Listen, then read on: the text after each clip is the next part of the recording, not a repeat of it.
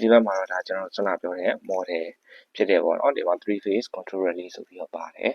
အဲ့တော့ဒီမှာ line 1 line 2 line 3ရဲ့ body က AC 380 volt ကနေ180 volt rating အတွင်းလို့ပြောတယ်ဒါကဘာကိုစီညွှန်းတာလဲဆိုတော့ကျွန်တော်တို့ဒီ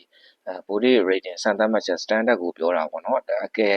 ၍ကျွန်တော်တို့ဒီ line 1 line 2 line 3မှာ line to line body က AC 380 volt အောင်နည်းနေလေဆန္ဒကျွန်တော်ပြောလို့ဒီကောင်အသုံးပြုလို့ရတယ်ပေါ့နော်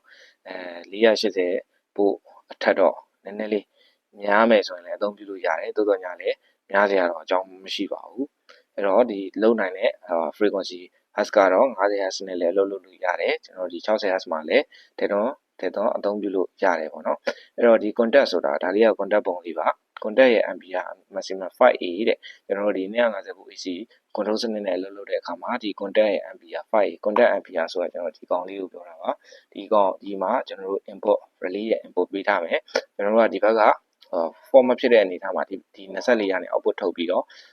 form ဖြစ်တဲ့အနေထားသို့မဟုတ် normal state မှာကျွန်တော်တို့ဒီ22ကနေ output ထွက်မယ်ပေါ့နော်21မှာဝင်ပေးထားတဲ့ကောင်က22ကနေ output ထွက်မယ်အလားတူကျွန်တော်ဒီ17မှာပေးထားတဲ့ကောင်ကလည်းnormal state တာမန်အနေထားမှာ normally close အနေနဲ့စနစ်ကနေထွက်နေမယ်သို့မဟုတ် form ဖြစ်တဲ့အနေထားမှာလည်းကျွန်တော်တို့စနစ်ကနေထွက်နေမယ်ဒီအဝင်မှာ line 3 line စုံလို့ကျွန်တော်တို့ error ကင်းတယ်ဆိုတဲ့အနေထားမှာမီးရလည်းမများဘူးမီးရလည်းမနည်းဘူး line အောက်တာလည်းမရှိဘူး line ဘယ်ညာမှာလည်းမရှိတဲ့အနေထားမှာဒီ21နဲ့17ကိုကျွန်တော်တို့အဝင်ပေးထားတဲ့များအကောင့်တွေက24သို့မဟုတ်17ကိုပေးထားတဲ့ကောင်က14ကနေကျွန်တော် output ထွက်နေမှာဖြစ်ပါတယ်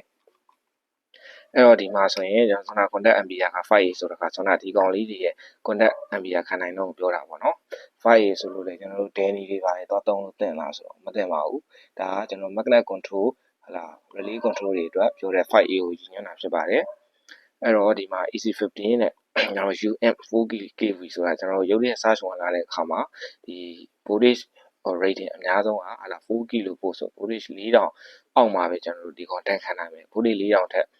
ရုပ်ရှိဝင်လာရင်တော့ကျွန်တော်ဒီ device ကြီးပျက်စီးသွားမယ်ပေါ့နော်ဒီ mode တွေပျက်စီးသွားမယ်ဒီ mode တွေပွင့်သွားတာတွေလောင်သွားတာတွေဖြစ်နိုင်တယ်ပေါ့နော်အဲ့တော့ဒီ IDH maximum ကတော့ 5A ပါပဲဒါ ampere အများဆုံးခံနိုင်တော့ 5A ပဲသူခံနိုင်တဲ့ ampere ကိုတစ်ချက်ပြန်ကြည့်ရင်ကျွန်တော်ဒီမှာ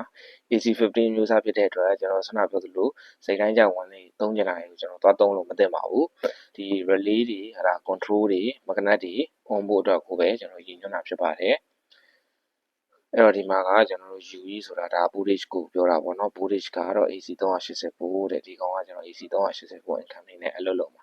RE ဆိုတော့ဒါသူ့ရဲ့ဒီ step consumption ပြောမှာပေါ့နော် 0.47A ရတော့ဒါသူ့ရဲ့ဒီ operating ampere ကိုရည်ညွှန်းတယ်ပေါ့နော် ampere တလောက်တော့စီးနိုင်တယ်ပေါ့အဲ့တော့ဒီမှာ line 1 line 2 line 3မှာဝင်ပေးထားလို့ရှိရင်တဲ့ဒီမှာဒီ3 can ပုံလေးကကျွန်တော်တို့ဒီမှာ phase circle ပုံလေးပါတယ်ပေါ့နော်ဒီမှာ phase rotation မှာ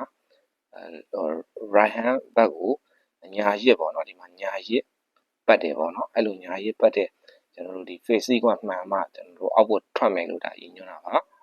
ဒီမှာကျွန်တော်တို့အဲ့ကိုထွက်တဲ့ကာကွယ်မှုမှာကျွန်တော်ပါသေးအောင်ဆိုတော့ U ဆိုတဲ့ voltage မှာ over လဲကာကွယ်မှာဖြစ်တယ်လို့ under လဲကာကွယ်မှာဖြစ်ပါတယ်အဲ့တော့မီယာနဲ့များကိုလည်းကာကွယ်မယ် line တစ် line အောက်တာကိုလည်းကာကွယ်မယ် line ဘယ်ညာမှားတာကိုလည်းကာကွယ်မှာဖြစ်ပါတယ်အဲ့တော့ကျွန်တော်တို့ဒီအနေထားမှာ line 3 line စုံတဲ့အခါမှာ17သို့မဟုတ်21ကိုပေးထားတဲ့ကောင်က normal state မှာဆိုရင်တော့ကျွန်တော်ဒီ2နဲ့7မှာ output ထွက်နေမယ်ကျွန်တော်ဒီမှာ2ပေးထားတဲ့ကောင်က2နဲ့17ပေးထားတဲ့ကောင်က7ကထွက်နေမယ်အဲ့တော့ကျွန်တော်ဒီမှာဒီကောင် operation မှန်တယ်အလုပ်လုပ်တယ်ပုံမှန်တိုင်းဒီမှာအဝင်တွေကဘာအဲ့ဒါမှမရှိဘူးဆိုရင်တော့ဒီမှာအဝင်ပေးထားတဲ့ကောင်က7ဘက်ကနေကျွန်တော်14ဘက်ကိုပြောင်းသွားမှာဖြစ်ပြီးတော့21မှာပေးထားတဲ့ကောင်ဆိုရင်လည်း22ကနေဒီ24ကိုပြောင်းပြီးတော့ကတ်ပေးမှာဖြစ်ပါတယ်အခုပြောချင်တာတော့ဒီလောက်ပါပဲကျေးဇူးတင်ပါတယ်